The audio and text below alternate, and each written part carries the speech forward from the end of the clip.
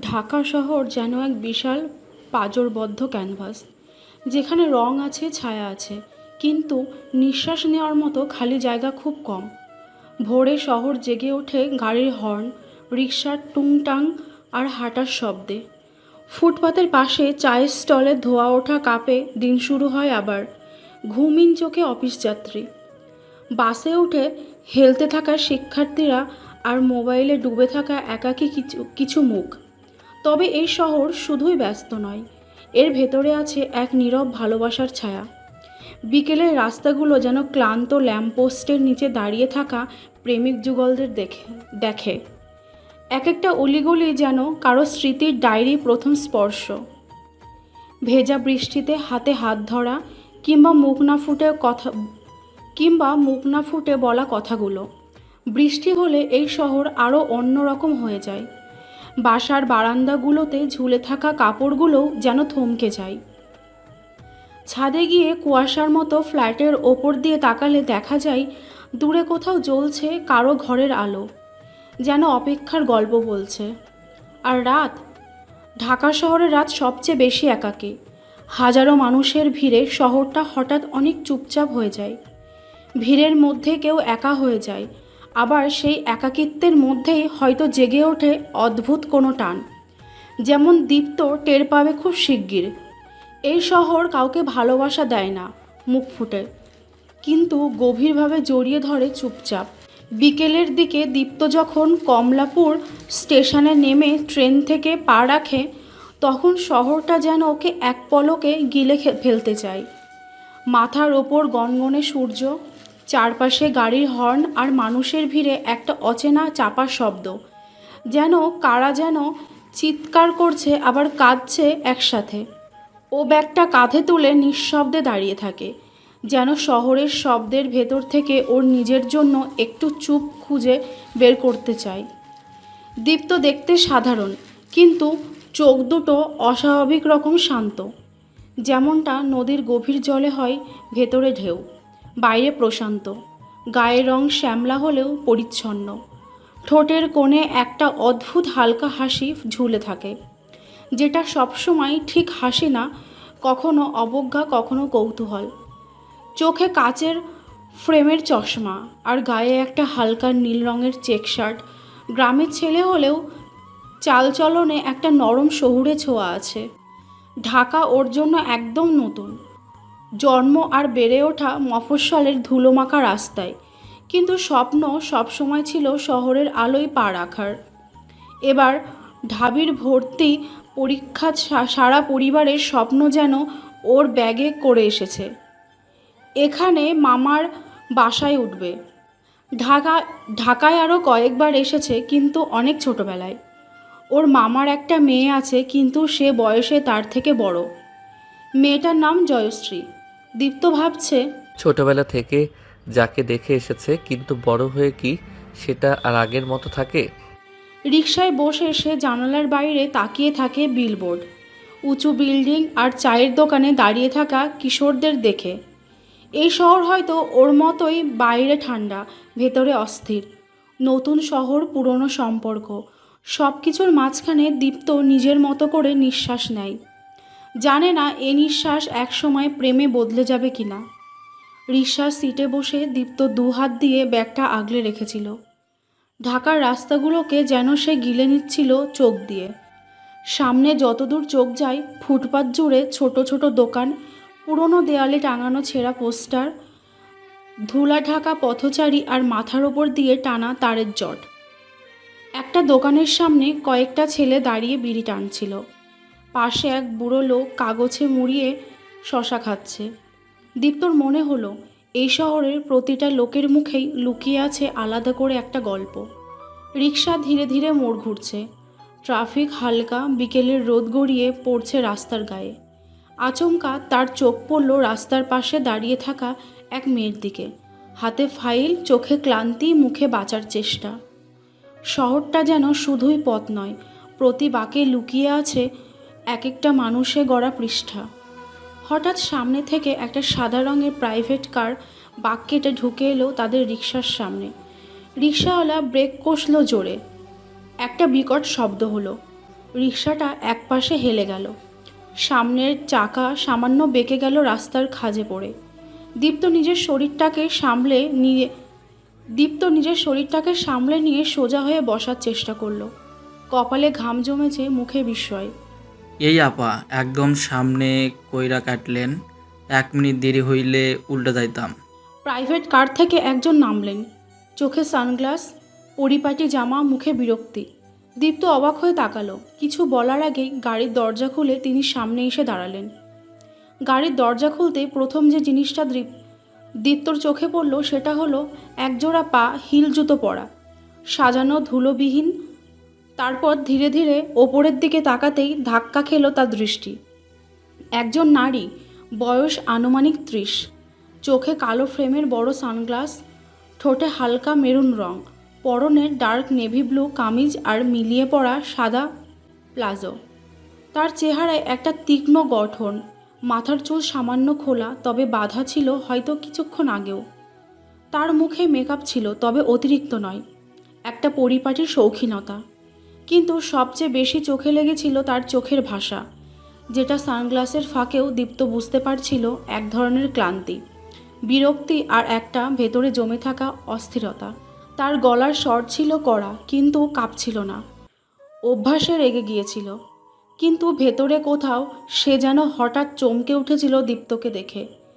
তার দাঁড়ানো ভঙ্গি, তার কথার গতি, এমনকি হাতের ভাঁজেও ছিল একরকম দূরত্ব। যেন জীবনে অভিজ্ঞতা আছে, সম্পর্কের ক্লান্তি আছে, কিন্তু ভালোবাসার জায়গা খুব গোপনে লুকানো। দীপ্তর মনে হয়েছিল সে এই মুখ কোথায় যেন দেখেছে, কিন্তু এই শহরে তো সব মুখই পরিচিত মনে হয় একসময়। জয়শ্রীর সেই এক মুখ চেনা, কিন্তু অচেনা হয়ে ফিরে আসা। তারপর শুরু হলো কথা কাটাকাটি। আপনি ঠিকমতো রাস্তা দেখেন না, রিক্সার একেবারে সামনে গাড়ি নিয়ে ঢুকে পড়লেন। আমি নাকি দোষী? আপনি মাঝ রাস্তায় রিক্সা দাঁড় করিয়ে রাখবেন, এটা কি কোনো চালানোর নিয়ম? আমি রিক্সায় চড়েছি, ওটা চালিয়েছে রিক্সাওয়ালা। আপনার গাড়িটাই হঠাৎ করে বাঁক কেটে এসে ধাক্কা দিয়েছে। আপনি শহরের নিয়ম কানুন কিছু জানেন, নাকি এইমাত্র গ্রাম থেকে চলে এসেছেন? গ্রাম থেকে এলেই কি মানুষ অন্ধ হয়ে যায়? আপনি শহরের মেয়ে, তাই আপনার ভুলও যেন গলার জোরে ঢেকে ফেলবেন। আপনার মতো লোকের জন্যই শহরের রাস্তায় নামা কঠিন হয়ে যায়। আপনার মুখের ভাষা শুনে বুঝলাম দামি গাড়ির মতো আপনার অহংকারটাও চকচকে। আপনার মতো ছেলেদের সঙ্গে তর্ক করে আমার সময় নষ্ট করার ইচ্ছে নেই। ঠিক বলেছেন, সময় বাঁচিয়ে নিন, কারণ আপনার মুখ দেখে বোঝা গেল আসলে আপনি কারো কথাও শুনতে শেখেননি। আর আপনার ব্যবহার দেখেই বুঝলাম কিছু মানুষ যতই শহরে আসুক গায়ের ছাপ থেকে বের হতে পারে না। আপনার মতো মানুষ দেখে আজকেই ঢাকায় আসার আফসোস হচ্ছে। জয়শ্রী আর কিছু না বলে গাড়িতে উঠে গাড়ি নিয়ে বেরিয়ে যায়, কিন্তু ওর মাথায় একটা কথাই ঘুরছে। অপরিচিত ছেলেটার চোখ যেন কেমন চেনা চেনা লাগছে। দীপ্ত কাদামাখা অবস্থায় মামাবাড়ির দরজায় দাঁড়ায়। কলিং বেল টিপতেই একটি মেয়ে এসে দরজা খুলে দেয়। দরজা খুলে জয়শ্রী দীপ্তকে দেখে চোখ কুঁচকে তাকায়। এই তুমি এখানে কি করছো? মামার বাসা এই ঠিকানায় না, এটা মামার বাসা। তুমি কে? এই বাসায় কে আসবে কে থাকবে সেটা আমি ঠিক করব না? তুমি বুঝি বাসার গার্ড? বাকি কেউ আসলে বাধা দেওয়া তোমার কাজ। তোমার চলাচল দেখে তো গার্ডই বেশি লাগে, ভাষায় তো ভদ্রতার ছিটাফোঁটাও নেই। তুমি তো রাস্তায়ও এমনই ছিলে, যেভাবে গাড়ি চালাও ভাবটা ঠিক সেরকমই। তুমি মানে ওই ছেলেটা, ওই রিক্সাওয়ালার সঙ্গী? আর তুমি ওই দামি গাড়ির ভিতরের দামি মুখ। তুমি জানো এই বাসায় কে থাকে? জানি, আমার মামা থাকেন, আমি তার ছোট বোনের ছেলে দীপ্ত। জয়শ্রী চুপ হয়ে গেল, চোখে মুখে স্তব্ধতা। তারপরে ধীরে ধীরে মুখে ফিসফিস শব্দ বের হলো। দীপ্ত? তুমি? জয়শ্রী? তুই? তুমি? দুজনেই থেমে গেল এক মুহূর্ত। রাগ, অভিমান, বিস্ময় সব মিলিয়ে যেন ভিতরটা উল্টে যাচ্ছে। ওদের কথাবার্তা শুনে ভিতর থেকে দীপ্তর মা বেরিয়ে এলো। আরে দীপ্ত, এত ধুলাবালি আর কাদা কেন তোর গায়ে? মামি তাড়াহুড়ো করে জামা ধরে। হায় রে, জামাইটা একেবারে কাদায় ভেজা, কিছু হয়েছে নাকি? ও ঠান্ডা গলায় বলল, না না, একটা ছোটোখাটো অ্যাক্সিডেন্ট, রিক্সা উল্টে গিয়েছিল একটু। ছি, এই শহরের রাস্তাগুলো আর ঠিক নাই। কই ছিলি? মতিঝিলের দিকে যাচ্ছিলাম, হঠাৎ একটা গাড়ি বাঁক কেটে চলে এলো। রিক্সাওয়ালা ব্রেক করতেই জয়শ্রী ঠোঁট চেপে হালকা হাসল। হুম, শহরে এইসব হয়ই, অভ্যস্ত হতে হবে। দীপ্ত চোখ তুলে তার দিকে তাকালো। হ্যাঁ, শহরের মানুষের কাছ থেকে শিক্ষা নিতে হচ্ছে। ছেলেটা একা এসেছে, কিছু হলে কি হতো? তুই ঠিক আছিস তো বাবা? ঠিক আছে আমি, ঠিক আছে মামি, কিছু হয়নি। জয়শ্রী মুচকি হেসে বলল, রিক্সায় চড়া মানেই রিস্ক, কে জানে কখন কোন গাড়ি ধাক্কা দেবে। আর দামি গাড়ি চালালেই বোধহয় শহরের রাস্তায় উড়ার লাইসেন্স মেলে। ইস, অ্যাক্সিডেন্টের শখ এখনো যায়নি মনে হয়। কেউ কেউ শক দেয় আর কেউ সেটা হজম করে। যা তাড়াতাড়ি হাত মুখ ধুয়ে ফেল, ভেতরে আয়। জামা কাপড় বদলে ফেল আগে, খেতে বসবি। দীপ্ত দরজার ভেতরে ঢুকে পেছনে চোখ না ফিরিয়ে বলে। কিছু মুখ নতুন হলেও আচরণ খুব চেনা চেনা লাগে। জয়শ্রী ঠান্ডা গলায় বলে, কিছু মানুষ পুরনো হলেও ব্যবহার দেখে অচেনা মনে হয়। ঘরটা মাঝারি আকারের, মেঝেতে গাঢ় কাঠের পালিশ, এক কোণে টেবিল ফ্যান চালু, বাতাসে ঘূর্ণি তুলে আনছে পর্দার ভাঁজ। দেয়ালের রং হালকা ধূসর, মাঝখানে পারিবারিক ছবি, জয়শ্রী, মামা, মামি, আরও কেউ একজন ছোট বাচ্চা, হয়তো ছোটবেলার ছবি। সেই ছবির সামনে বসে আছে এখন দুজন, মুখে নীরবতা, চোখে চাপা প্রশ্ন। সামনের সেন্টার টেবিলে দুটো কাপ রাখা, একটায় চা আরেকটায় ছুঁয়ে পর্যন্ত দেখা হয়নি। সামনে বসা দীপ্ত সোফার কিনারায় বসে আছে, যেন পুরো ঘরটার ওর কোনো অধিকার নেই। জয়শ্রী বসে আছে পাশের সোফায়, হালকা হালকা কুঁচকে থাকা কপালে একটা স্পষ্ট অস্বস্তি। তার ভেতরটা কেমন যেন এলোমেলো হয়ে আছে। দীপ্তর ভেতরের অনুভূতি, যে মেয়েটার চোখে একদিন প্রশ্রয় ছিল, আজ তার চোখে আছে অপমান। ওর মনে হচ্ছে ঘরের বাতাসটাও যেন ঘেন্না করছে ওকে। এই ঘরে তার জায়গা নেই। মনে পড়ছে ছোটবেলায় সেই দিনগুলো, যখন জয়শ্রী আপু বই খুলে গল্প বলতো, চুলে তেল দিত, খেলা শেষে রাগ করতো। আর আজ সে মুখ ফিরিয়ে আছে, ও বুকের ভেতর কোথাও কেমন যেন হাহাকার জমে উঠেছে, রাগ আর বিষগ্নতা মিশে। দীপ্ত, যাকে সে একদিন নিজের হাত ধরে হাঁটতে শিখিয়েছে, সে এখন তার মুখের ভাষায় তর্ক করে। সে যেন নতুন এক দীপ্ত, চোখে জেদ, মুখে প্রতিবাদ, অথচ মাঝে মাঝেই সেই পুরনো চাহনি খুঁজে পাওয়া যায়। কি এমন বদলালো? জয়শ্রীর বুকের ভেতর কেমন এক ধরনের অপরাধবোধ কাজ করছে। সে কি আজ অতিরিক্ত রেগে গিয়েছিল, নাকি দীপ্তই আগুনে হাত দিচ্ছে? ঘরটা নিঃশব্দ, অথচ মনে হচ্ছে কোনো বোমা ফুটতে যাচ্ছে।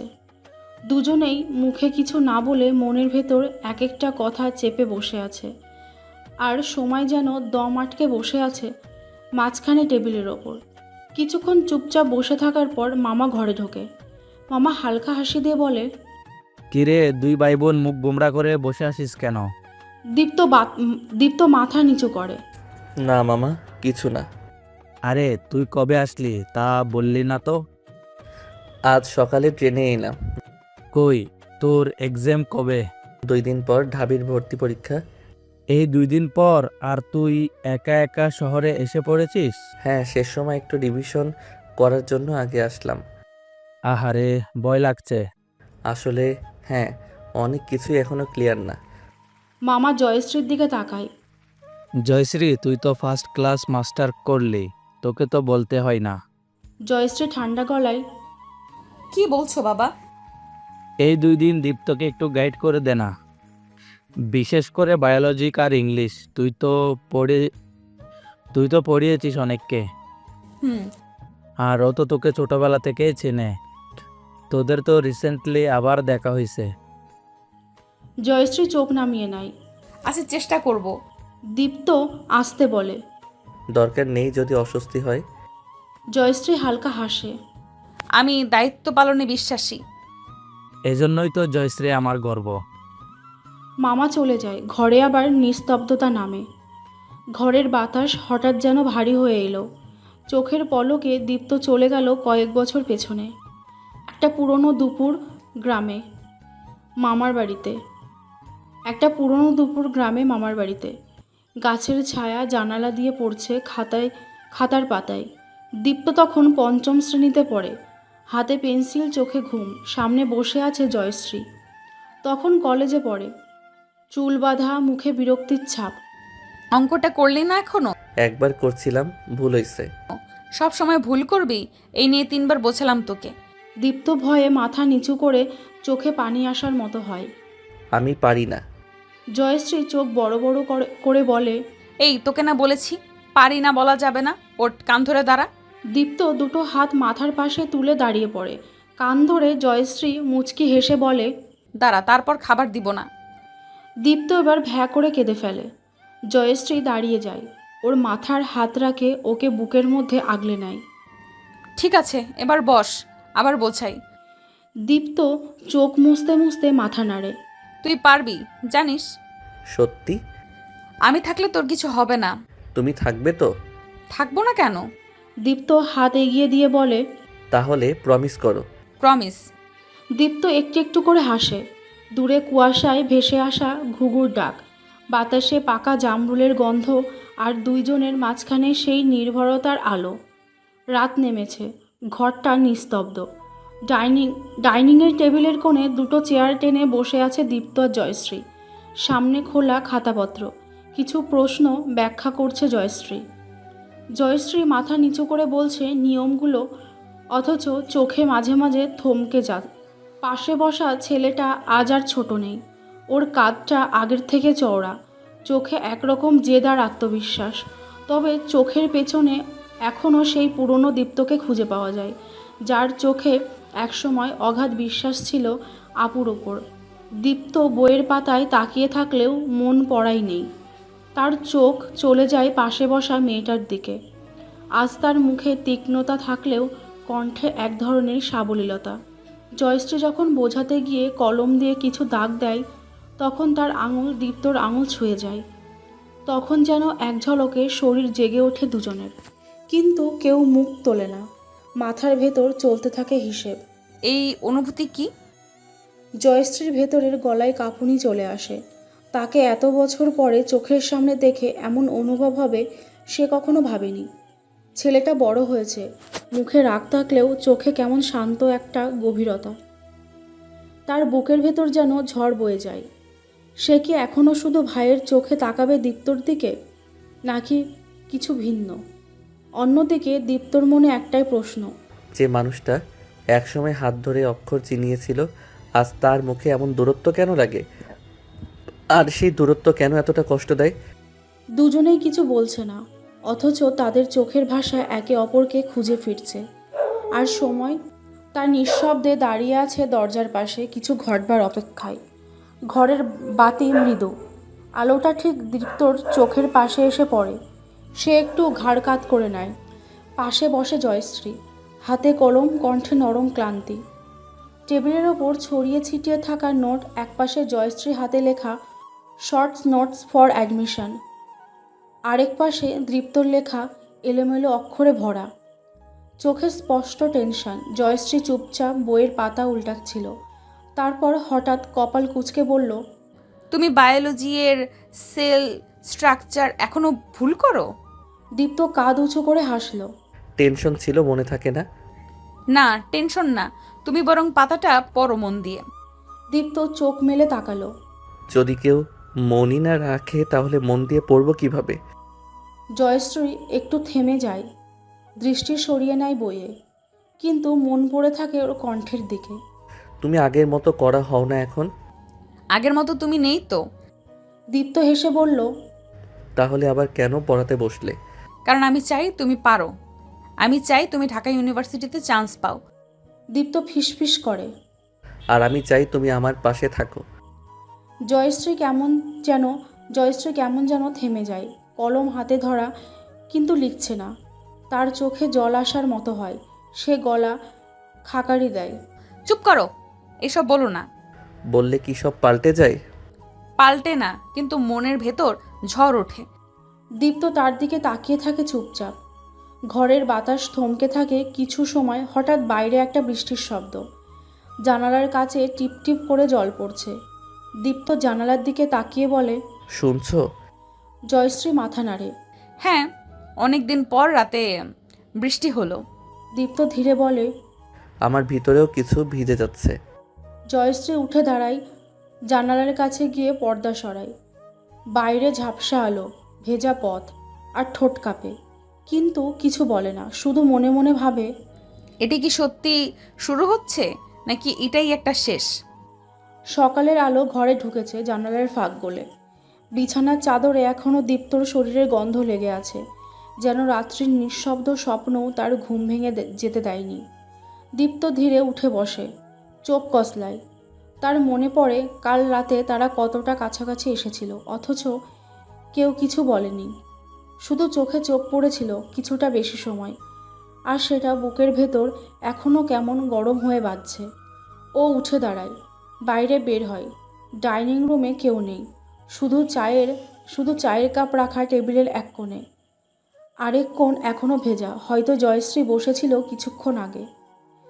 দেয়ালে ঝুলে থাকা ঘড়িটা 8টা বাজায়, আর ঠিক তখনই জয়শ্রী রান্নাঘর থেকে বেরিয়ে আসে।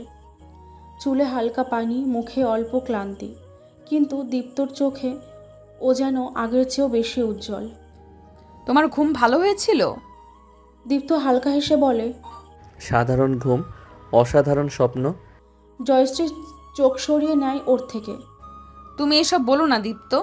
কেন? সত্যিটা লুকিয়ে রাখতে বলো। আজ আমরা পড়া শুরু করব 9টায়, ঠিক আছে?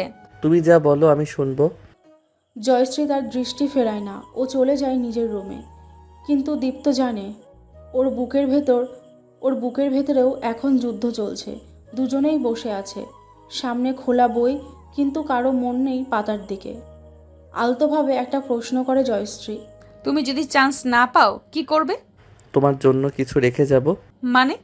একটা চিঠি, যেটা তুমি খুলে পড়বে একদিন, যখন হয়তো আমি তোমার কাছে অনেক দূরে।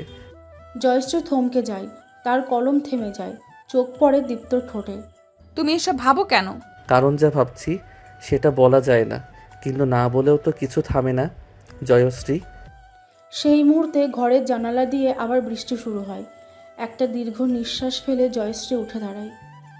সে জানালার কাছে যায়, কাছে আঙুল রাখে, তারপর চুপ করে দাঁড়িয়ে থাকে। পেছন থেকে দীপ্ত তার দিকে তাকায়। তার চোখে থাকে না কোনো বিদ্রোহ, থাকে শুধু আহ্বান। বৃষ্টি থেমে গেলেও শহরের আকাশ তখনও মেঘে ঢাকা। জয়শ্রী জানালার পাশে দাঁড়িয়ে, পেছনে দীপ্তর ধীর পা ফেলার শব্দ। সে চুপ করে থাকে, চোখ বন্ধ করে শোনে সেই শব্দগুলো। ছাদে যাবে? বৃষ্টি থেমেছে? তাই তো বললাম, ছাদে চলো। জয়শ্রী কিছু না বলে পিছনে তাকায়। এক মুহূর্ত দীপ্তর চোখে চোখ পড়ে, তারপর ধীরে ধীরে হাঁটতে শুরু করে। ছাদটা ভিজে, রেলিংয়ের পাশে জমে থাকা পানি এখনও ফোঁটায় ফোঁটায় ঝরে পড়ছে নিচে। দুজনেই ছাদে দাঁড়িয়ে কথা নেই। হঠাৎ দীপ্ত বলল, তুমি জানো আমি তোমার ছায়া দেখতে পারি এই ভেজা শহরে। ছায়া সব সময় পাশে থাকে, কিন্তু ধরতে গেলে ফসকে যায়। সব ছায়া ফসকে যায় না, কিছু ছায়া চাইলেও আলোর বাইরে যেতে পারে না। জয়শ্রী একটু হাসে, সেই পুরনো হাসি যেখানে অভিমান লুকিয়ে থাকে। তুমি এখন অনেক বড় হয়েছো। আর তুমি অনেক দূরে চলে গেছো। এক মুহূর্ত তারা চুপ করে থাকে। আকাশ যেন নিঃশ্বাস নিতে ভুলে গেছে। তুমি কি কখনো আমায় অন্য চোখে দেখো? আমি আমি সব সময় ভয় পাই। ভয় পাও বলেই তো তুমি আমার সবচেয়ে আপন। এই সম্পর্ক স্বাভাবিক না, এটা সত্যি। দুজনের মাঝখানে থাকা হাওয়া ভারী হয়ে ওঠে। পেছনে কোথাও একটা গাড়ি হর্ন বাজে। শহর ব্যস্ত হয়ে পড়ে, কিন্তু এই ছাদের কোণায় দুজন মানুষ একে অপরের দিকে তাকিয়ে থাকে। যে কোনো কেউ না বলেও সব কিছু বলে দেয়। ভোর 6:30।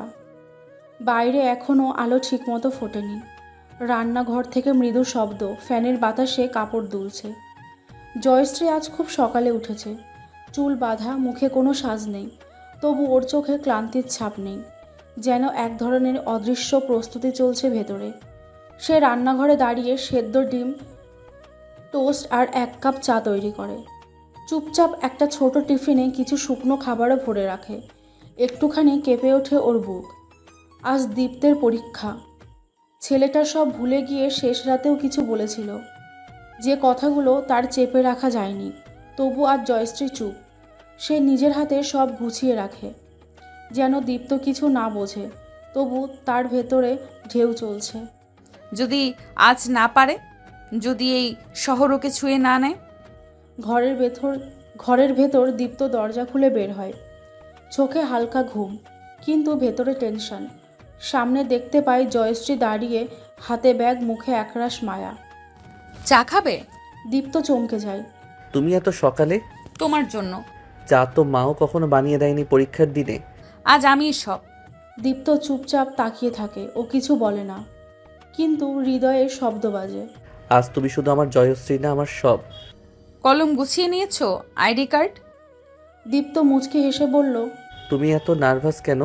আমি পরীক্ষা দিতে যাচ্ছি না তুমি? তুমি পারবে, আমি জানি। তুমি পাশে থাকলে আমি সব পারি। জয়শ্রী ওর কপালে আলতো করে হাত রাখে। একটা মুহূর্ত দাঁড়িয়ে থাকে, তারপর ধীরে বলে, চলে যাও এখন, সময় হলে ফোন দিও।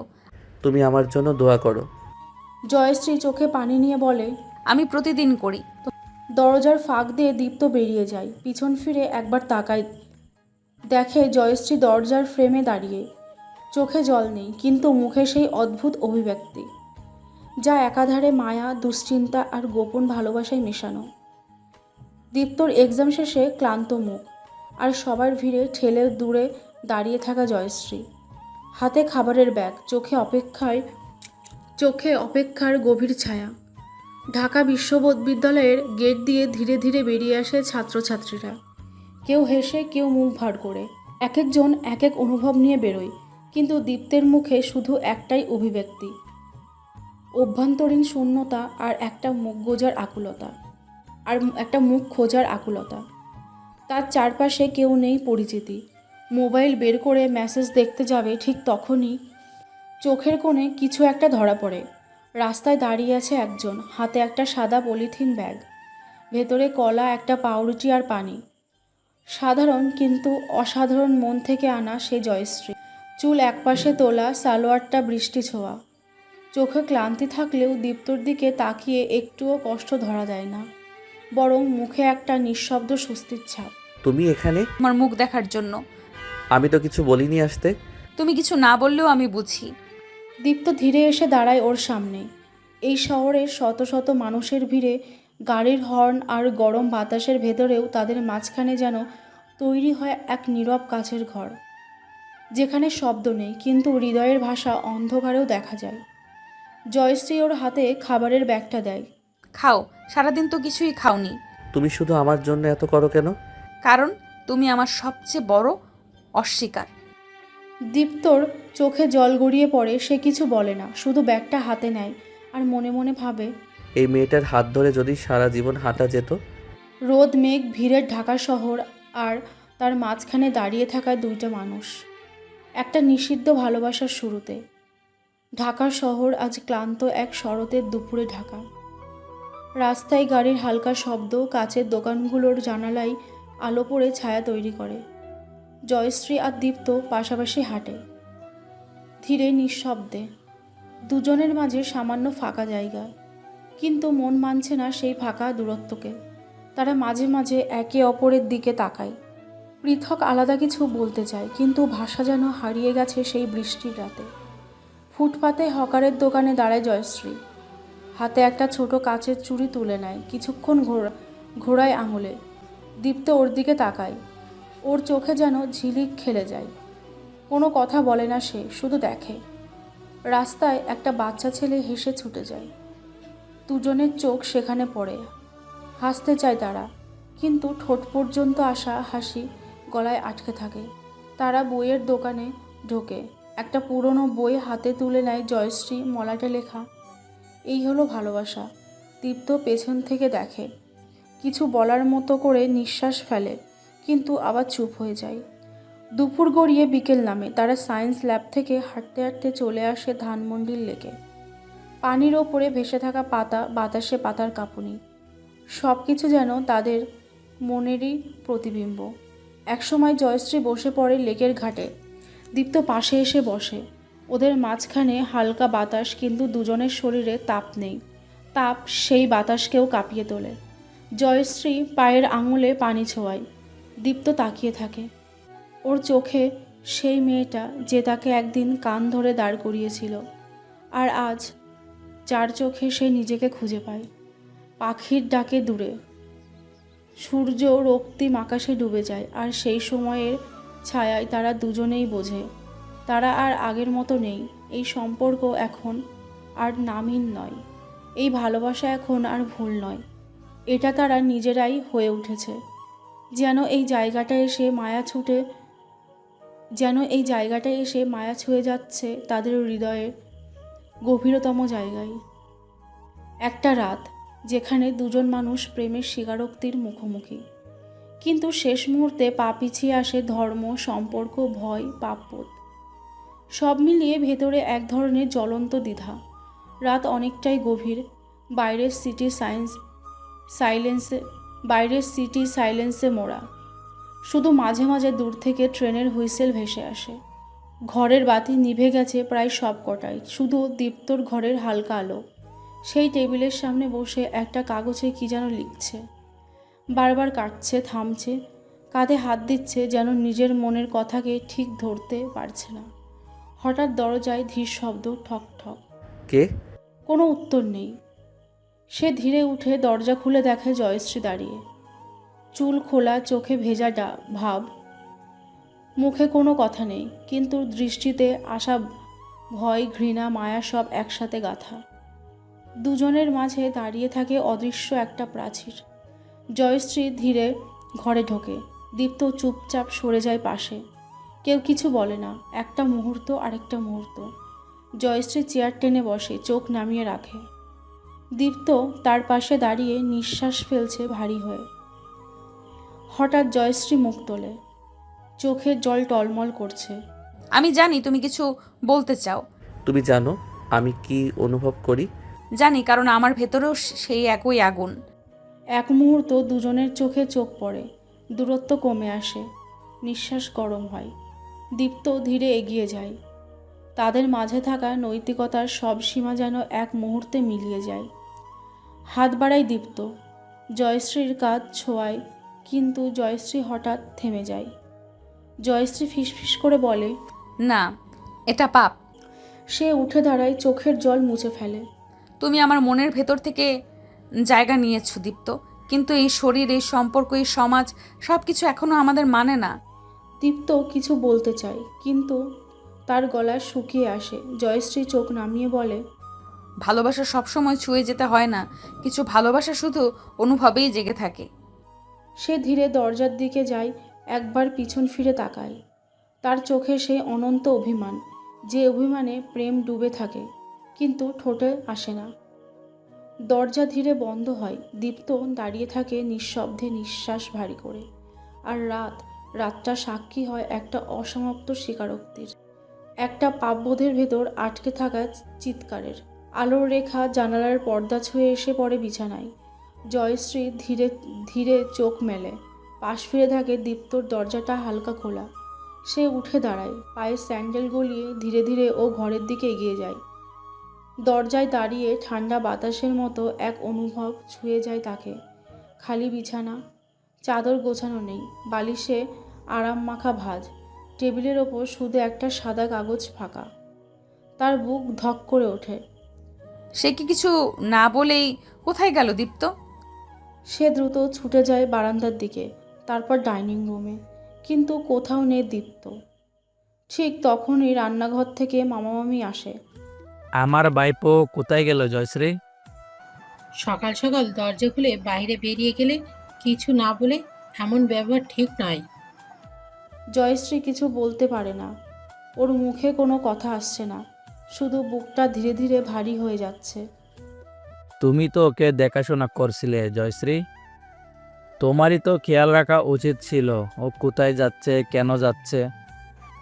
মা বাবা থেকেও কেউ কেউ অপরিচিত হয়ে যায়, আর কেউ কেউ অল্প দিনেও অনেক বেশি আপন হয়ে যায়। এই কথাগুলো যেন ছুরির মতো বিঁধে যায় জয়শ্রীর ভেতর। সে দাঁড়িয়ে থাকে নিঃশব্দে, চোখে জল আসে না, কিন্তু চোখ জ্বলতে থাকে। ভেতরে একরকম আগুন ধরে ধরে যায় ভেতরে একরকম আগুন ধরে যায়। তার মাথায় শুধু একটাই প্রশ্ন বাজে। ঘরটা নিস্তব্ধ হয়ে যায় আর এই নিস্তব্ধতার ভেতর জয়শ্রী বুঝতে পারে এই সম্পর্ক আর কেবল ভেতরে নয়, একটা বাইরের দৃষ্টির মধ্যেও প্রবেশ করেছে। জয়শ্রী চুপচাপ দাঁড়িয়ে, চোখে ঘুম নেই, কণ্ঠে কোনো শব্দ নেই, মাথায় কেবল বাজছে সেই ছবি। দীপ্ত খালি বিছানা, ফাঁকা টেবিল আর চলে যাওয়া নিঃশব্দে। মামা চুপ করে বসে আছেন চায়ের কাপে হাত দিয়ে, কিন্তু তার চোখ জয়শ্রীর দিকে স্থির। মামি তখন প্লেট গোছাতে গোছাতে বলে ফেললেন, তোর ভাই কিন্তু আগে ভাগেই উঠে গেছে, দেখলাম দরজা খুলে বের হয়ে গেল। জয়শ্রী কিছু বলে না, তার মুখে কেবল একটা গ্লানি, অপরাধবোধের ভরা ছায়া। বাড়ির কথা বোধহয় বেশি মনে পড়ছিল ছেলের, তাই কিছু না বলেই উঠে গেল। তোরাও তো কখনো কখনো ওর প্রতি অতিরিক্ত খেয়াল হচ্ছিস মনে হচ্ছিস। এই বয়সে এসব একটু চোখে পড়ে। জয়শ্রী, তুমি তো বোঝার মতো বয়সে আছো। জয়শ্রীর বুকের ভেতরটা যেন কেঁপে ওঠে, তার ঠোঁট কাঁপে, কিছু বলার চেষ্টা করে, কিন্তু কোনো শব্দ বেরোয় না। তোমার দোষ বলছি না, কিন্তু সম্পর্কগুলো জেনে শুনে রক্ষা করতে হয়। সবাই তো এক নয়, সমাজ তো আরও অনেক কিছুই দেখে। জয়শ্রী চুপচাপ মাথা নিচু করে বসে থাকে, তার হাতের কাঁপুনি থামছে না। একটু আগে যে মেয়েটা ছিল শান্ত, শক্ত, তার ভেতর এখন একটা নদী ভেঙে যাচ্ছে, অপরাধবোধে, অপমানে, ভালোবাসায়। তার চোখের কোণা দিয়ে এক ফোঁটা জল গড়িয়ে পড়ে, কিন্তু সে মুখ তোলে না, কারণ মুখ তুললেই ভেঙে যাবে সব কিছু। জয়শ্রীর এক অভ্যন্তরীণ অনুভূতি, এক নিঃশব্দ যন্ত্রণার স্বর। আমি কি সত্যি এতটা আগ বাড়িয়ে গিয়েছিলাম? শুধু একটু যত্ন, একটু খেয়াল, একটু পাশে থাকা, সেটাই কি এত বেশি হয়ে গেল? বুকের ভেতরটা যেন কেউ মুঠো করে চেপে ধরছে। চোখের সামনে ভাসছে দীপ্তর খালি ঘর, তার চলে যাওয়া, কোনো কথা না বলা, সব যেন কেবল ওর দোষ। ও কিছু বলল না কারণ আমার প্রতি বিশ্বাস ভেঙে গেছে ওর, নাকি আমি ওকে এমন জায়গায় পৌঁছে দিয়েছি যেটা ও চায়নি, বুঝতেও পারেনি? জয়শ্রী জানে সে নিজেকে আটকে রেখেছিল অনেক দিন, কিন্তু দীপ্তর চোখে নিজের চোখ একটু একটু করে ভালো লাগা দেখে ফেলেছিল, আর সেই একটুখানি আবেগ তার ভেতরের সব কিছু দুর্বল হয়ে গিয়েছিল। আমি কি সত্যিই পাপ করেছি? একটা নিষিদ্ধ অনুভূতিকে ছুঁয়ে দেখার ইচ্ছে, সেটা কি এতটাই অপরাধ? তার চোখে এখন আর জল নেই, ওর বুকের ভেতরে একটা কুয়াশার মতো অস্বস্তি, যা নিঃশ্বাস আটকে দেয়। আমি জানি ও ফিরে আসবে না, আমি জানি আমার এই দৃষ্টিগুলো এখন অন্যের চোখে সন্দেহ, আমি জানি আমি আর আগের মতো নিজেকে দেখতে পারবো না। তার মনে পড়ে দীপ্তের সেই শব্দহীন ভালোবাসা, যেখানে কথা না বলে পাশে থাকা ছিল, যেখানে একটুখানি হাসি মানে ছিল হাজারটা স্বীকারোক্তি। এখন এখন সেই সব অনুচ্চারিত অনুভব ডুবে যাচ্ছে সমাজের আওয়াজে। দীপ্তের চিঠিটা হাতে নেয় জয়শ্রী, ধীরে ধীরে পড়তে শুরু করে। জয়শ্রী আপু, তুমি জানো না তোমার ঘরের সামনে দাঁড়িয়ে আমি কতবার দরজা ঠেলে ঢুকতে চেয়েছি, তোমার চোখে চোখ রেখে বলতে চেয়েছি ভালোবাসি, কিন্তু বারবার হাত কাঁপে, বুক কাঁপে, আর কাঁদে সেই ছোট ছেলেটা যে কখনো তোমার হাত ধরে ছাদে উঠতো, আর আজ তোমার হাতে হাত রাখতে ভয় পায়। আমি জানি এই ভালোবাসা তোমার জন্য লজ্জার, তোমার নামের পাশে আমার নাম সমাজ কখনো বসতে দেবে না, কিন্তু আমার মনের ভেতরে তুমি একটা কাচের জানালার মতো পরিষ্কারভাবে আছো, যেখানে সকালবেলা তোমার ভেজা চুল, দুপুরে তোমার রাগী চোখ, আর রাতে তোমার সেই না বলা দৃষ্টি জমে থাকে। তোমার এত যত্ন, এত খেয়াল, এত মায়ের ভেতরে আমি হারিয়ে ফেলেছি নিজেকে। আমি পড়াশোনার মাঝে খুঁজেছি তোমার চোখ, আয়নার সামনে দাঁড়িয়ে ভাবছি তুমি কি আমাকে সত্যি একটুখানি ভালোবেসে ফেলেছো। আমি জানি আমি যদি আজ থেকেও যেতাম তাহলে তুমি ভাঙতে, তুমি হয়তো নিজেকেই ঘৃণা করতে, তাই আমি চলে গেলাম তোমাকে বাঁচাতে। আমার নিজের পুড়ে যাওয়া মেনে নিয়ে তুমি যদি কখনো এই চিঠিটা পাও তবে জেনে নিও আমি কোনো দিন কারো চোখে তোমার মতো করে তাকাতে পারবো না, তোমার মতো করে কেউ আমাকে দেখেনি। আর হ্যাঁ, তুমি চুপচাপ যেভাবে আমার ব্যাগে টিফিন দাও, যে দৃষ্টিতে বলো সময় হলে ফোন দিও, সেগুলোই আমার বেঁচে থাকার শেষ প্রমাণ। ভালো থেকো। নিজেকে আর কোনো দিন দোষ দিও না। তুমি পাপ করনি, তুমি শুধু মানুষ হয়েছো। দীপ্ত, তোমার থেকে দূরে গিয়ে আরও গভীরভাবে তোমার। চিঠিটা ওর কাপা হাতে ধরা, দু চোখ দিয়ে অঝরে কান্না পড়ছে, তবু কোনো শব্দ নেই, শুধু ঠোঁট নড়ে। না বলা একটা স্বীকারোক্তি নিজের কাছেই। তুই বুঝে গেছিস, আমি মুখে কিছু বলিনি, তাও তুই বুঝে গেছিস। জয়শ্রী জানে সে তাকে ভালোবাসে। সে দীপ্তর প্রতিটা চাওয়ায় মিশে গেছে। ওর হেসে ফেলা কথাগুলো, রেগে যাওয়া চোখ, সব কিছু জয়শ্রীকে নাড়িয়ে দিত, তবু প্রতিবার বলতে গিয়েও সে থেমে গেছে। আমি তোর হাত ছুঁয়ে বলতে চেয়েছি, থাক আর কোথাও যাস না, কিন্তু কিছু একটা বুক চেপে ধরে বলেছে, চুপ থাক, তুই একা নোস, তোদের চোখ অনেকেই দেখছে। তার ভালোবাসা দীপ্তর মতো সহজ ছিল না। ওর ভেতরে ছিল দায়িত্ব, সম্পর্ক, ধর্ম, সমাজ, আর একটা ভয়, যে কেউ তাকে বলবে, লজ্জা করে না? তুই যদি একদিন বলতিস তুই তো আমার আপু, তাহলে আমি কি মরে যেতাম? না, আমি শুধু তোর চোখে না বলা কথা খুঁজতাম। জয়শ্রী জানে সে ভালোবেসেছে, সেই ভালোবাসা শরীর ছুঁয়েও যায়নি, তবু সব কিছুর চেয়ে গভীর ছিল। আজ তুই নেই, আমি তোর চিঠি বুকে নিয়ে বসে আছি, আমি কিছু বলিনি, তুই তবুও বুঝে ফেলেছিস। এটাই আমার জীবনের প্রথম ভালোবাসা, আর হয়তো শেষটাও।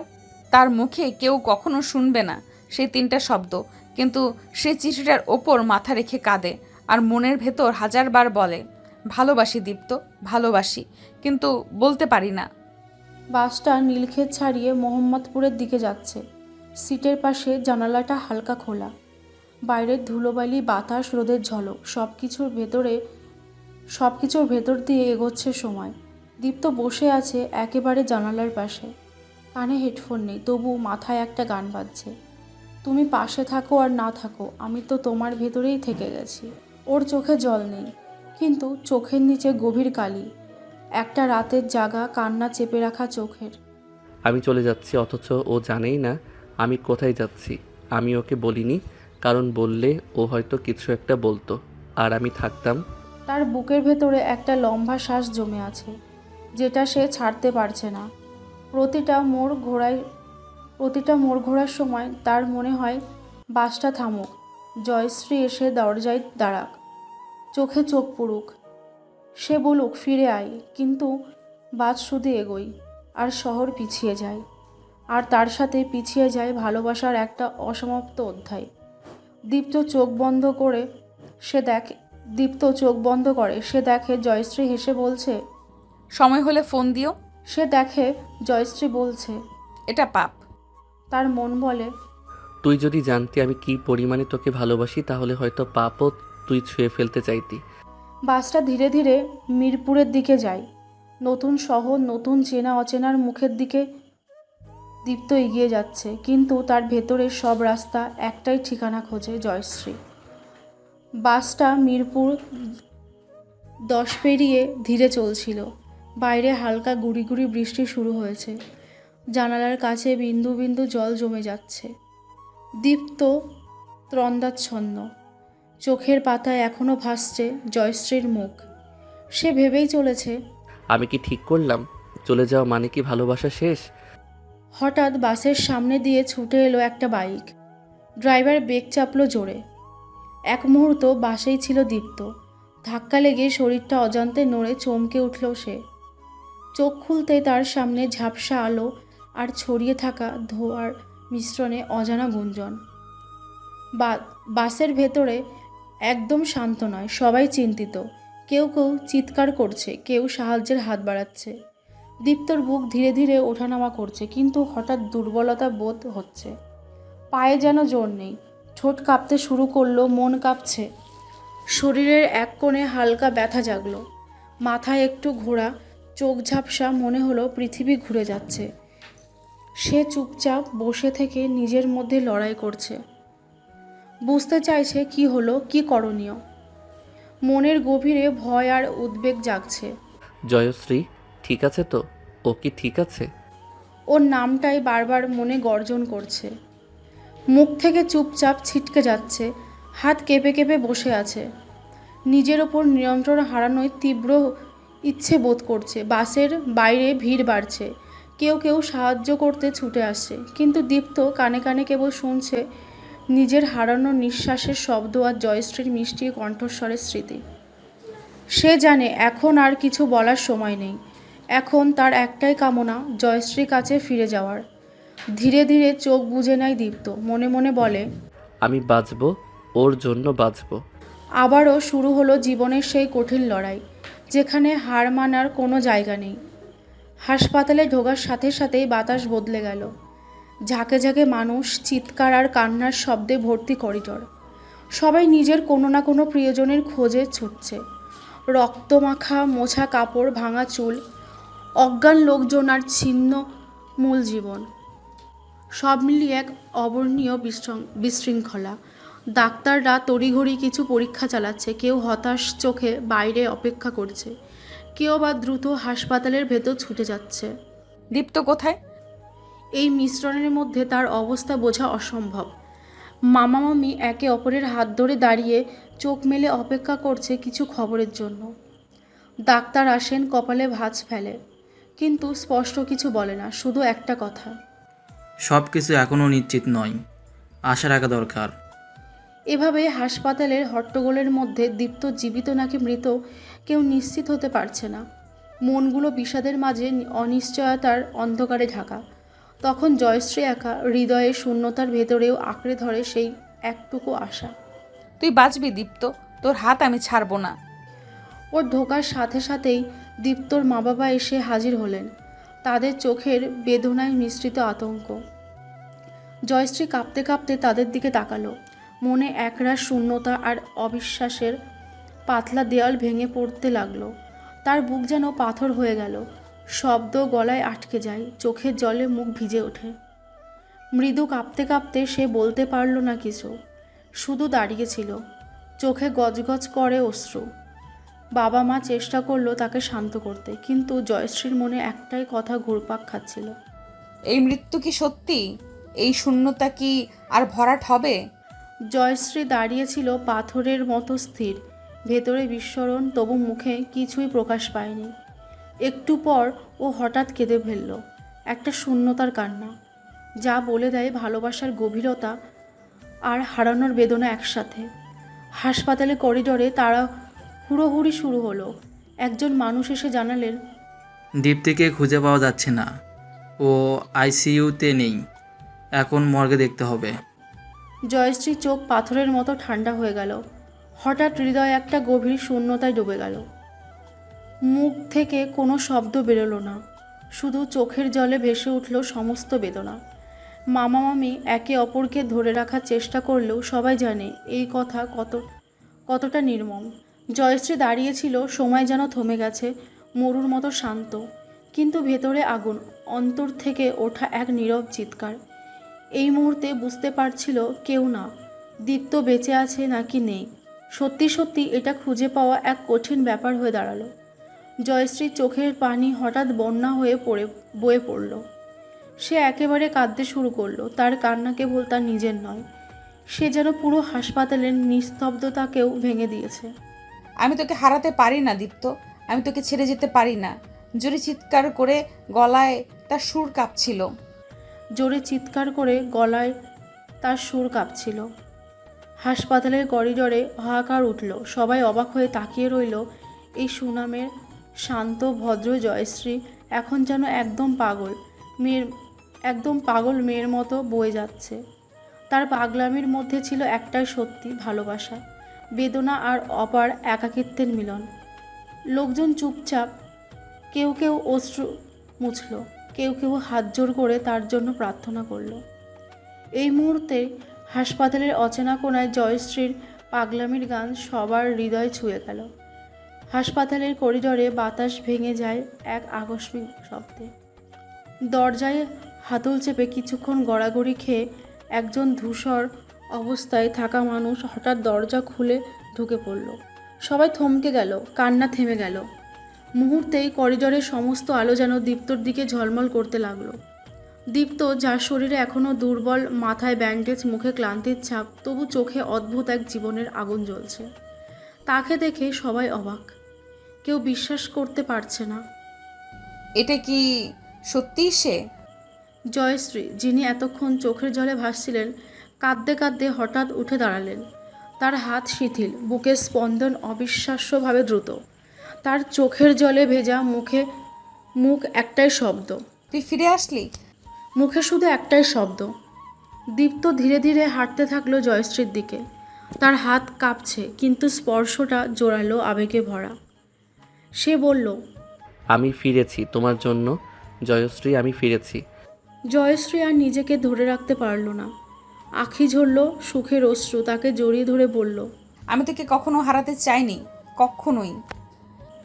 দীপ্তও চোখে জল লুকাতে পারল না, তার কণ্ঠে কম্পন। তুই আমার জীবনের সব, আমি বাঁচব শুধু তোর জন্য। করিডোরে থাকা সবাই এই দৃশ্য দেখে স্তব্ধ। কেউ চোখ মুছল, কেউ আনন্দের স্বরে উঠল, কণ্ঠ দিল। আসলে ভালোবাসা কখনো হারায় না। রাতের আকাশ যেন নিজের গা ছড়িয়ে দিয়েছে ঢাকার বিস্তীর্ণ শহরের ওপর। অজস্র তারা মৃদু ঝলমল করছে একে অপরের সাথী হয়ে। ছাদটা ছোট হলেও তাদের জন্য ছিল একান্ত। শহরের গর্জন থেকে দূরে এক নিঃশব্দ আশ্রয়। দীপ্ত আর জয়শ্রী পাশে পাশে বসে আছে। কেউ কিছু বলছে না, কিন্তু তাদের চোখের ভাষা ছিল সবচেয়ে উচ্চস্বরে। দীপ্তর চোখে মায়া আর আস্থা, জয়শ্রীর চোখে বিশ্বাস আর শান্তি। এমন এক নিঃশব্দ কথোপকথন যা শব্দে প্রকাশের অতীত, শুধু অনুভূতির গভীরতায় ভাসমান। দীপ্তর নরম স্পর্শে জয়শ্রীর হাতে হাত রাখে। তার আঙুলগুলো হালকাভাবে জড়িয়ে ধরে। মনে হচ্ছে যেন এই স্পর্শেই সব ব্যথা, সব অনিশ্চয়তা বিলীন হয়ে যাচ্ছে। জয়শ্রী হাতকে আঁকড়ে ধরে, মৃদু নিঃশ্বাস ফেলে, কিছু বলতে চায়, কিন্তু ভাষা আটকে যায় গলার গভীরে। দুজনের মধ্যে তৈরি এক অদ্ভুত সুর, যা শুধু হৃদয়ের স্পন্দন শুনতে পায়। একটা দূরে বাতাসের নরম ফিসফিস, শহরের মৃদু গর্জন, সব মিশে যায় তাদের ভালোবাসার শব্দে। দীপ্ত কানে কানে বলে, তোর ছোঁয়া লাগে আমায়, তুই না থাকলে কিছুই নেই এই দুনিয়ায় আমার। জয়শ্রীর চোখে অশ্রু ঝরে, কিন্তু তার মুখে থাকে এক গভীর শান্তি, যা বোঝায় এই ভালোবাসায় তার জীবনের সব। তারা একে অপরের দিকে তাকিয়ে থাকে শব্দহীন, কিন্তু চোখে চোখে বলা যায় সমস্ত কথা। ভালোবাসার সেই ভাষা যা সব বাধা বিপত্তি, সমাজের চাপ আর দূরত্বকেও হার মানায়। রাতের অন্ধকার যেন তাদের ঘিরে, তবু তারা একে অপরের আলো। একটি মোমবাতি যার শিখা নিঃশেষ হয় না, শুধু এই নীরব মুহূর্ত যেখানে ভালোবাসা বলে ওঠে সবচেয়ে শক্তিশালী শব্দ, যা শুনতে হয় হৃদয়ের গভীরে। শহরের আলো নিভে আসছে, রাতের গভীরতা গভীর হচ্ছে।